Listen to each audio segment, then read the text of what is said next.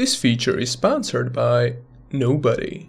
This is the ADATA Premiere Pro 920 SSD drive, and today I'm going to be installing this in my notebook, which is 6 years old and needs some new breath to keep up with modern machines.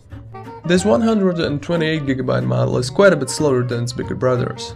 The declared speeds are 540 MB per second read and 160 MB per second write, but since my Thinkpad only supports SATA 2, it doesn't really matter. Key features of this drive are 5-year warranty, MLC chips, license for Acronis True Image HD, and condensators, which in case of power loss provide power to the drive, so that the cache can be written onto the chips, thus preventing data loss.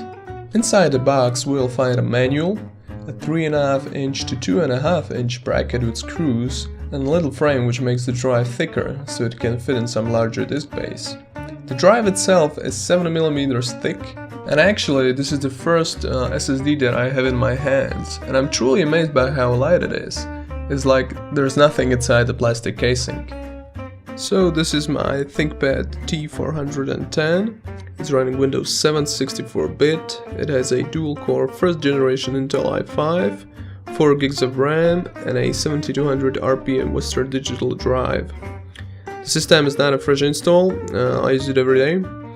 And I've made a test where the system boots up, logins automatically, and runs a few programs, which are Avast Antivirus, Adobe Photoshop, Enterprise Architect, Microsoft Word, Microsoft Excel, VLC, which connects to the internet radio stream, Mozilla Thunderbird, Opera, Skype, and Steam. So let's boot it up and see how it goes.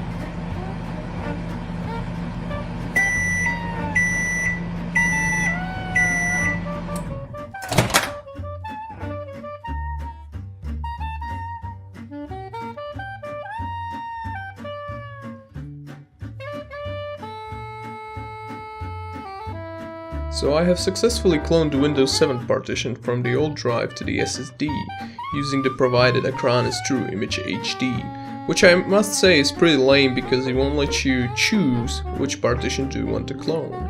It can only clone all the partitions from the old drive to the new one, so I was unable to clone my Linux partition since it wouldn't fit. Also, I've done some tweaks to the system in order to maximize the SSD's performance. I'll add the link to the tutorial into the description. Anyway, let's see how the test goes with the SSD.